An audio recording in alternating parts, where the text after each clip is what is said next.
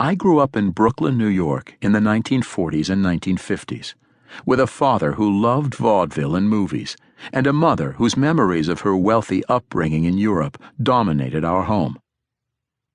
The House of Sandor and Myrner. My father, Henry R. Sandor, was dark-haired, olive-skinned, and heavy-set. A pharmacist by day, Henry worked 6 days a week from 10 in the morning until 10 at night, and came home well after I went to bed. The summer of 1950, when I was almost 9, he taught me how to make ice cream sodas and malted milkshakes at his store in Brighton Beach. The store was often filled with my father's friends from show business, and I loved going to work every day. He measured his ingredients with precision as he ground medicines in his mortar and pestle, readying them to be put into capsules. It was wonderful watching him. A side effect from my summer job was a gain of 10 pounds, and it wasn't until my junior year in college that I stopped being overweight. My father used to say that I had personality, and that it was almost as important as brains when it came to success. I felt his love and respect. My father often told stories about his own father and grandfather. His father, Maurice Sandor, was a dapper and handsome man. He was going to be hung for anarchy at the ripe old age of 16 for conspiring with Leon Trotsky to overthrow the Tsar. Maurice's father, however, was the chief engineer for the Trans-Siberian Railroad, and through political connections at the court of the Tsar, was able to arrange to have him leave for America that very day.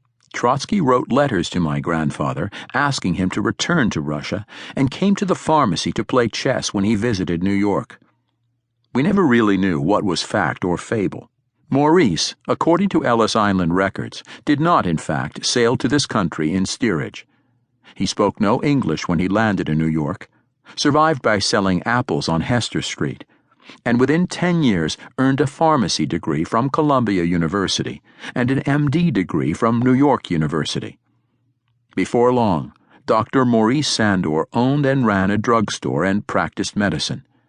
He met Frances Diamond, my grandmother, on the Atlantic crossing. Frances came from a family of performers. Her cousin, Selma Diamond, was a comedienne.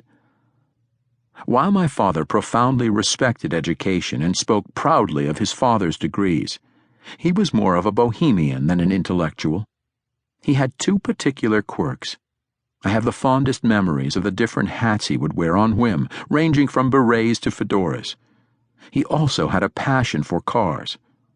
Most cars on our streets were Buicks or Chevrolets, but not ours. Henry drove foreign cars, mostly Jaguars and Volvos. There was an occasional American car like the Nash Rambler.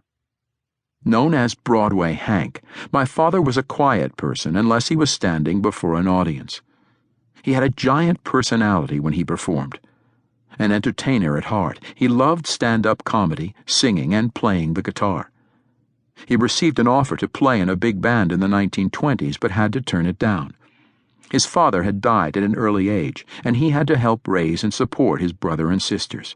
He worked as a pharmacist to accomplish this and put his career as an entertainer on hold. His brother worked side by side with him at the drugstore. 2 of his sisters went to Hunter College and became teachers, while his youngest sister became a housewife. My father's brothers and sisters led typical middle-class lives, working hard and placing a strong emphasis on education. The next generation of Sandors, following my father's generation, produced 2 doctors, 3 dentists, 1 psychologist, 1 economist, and a teacher.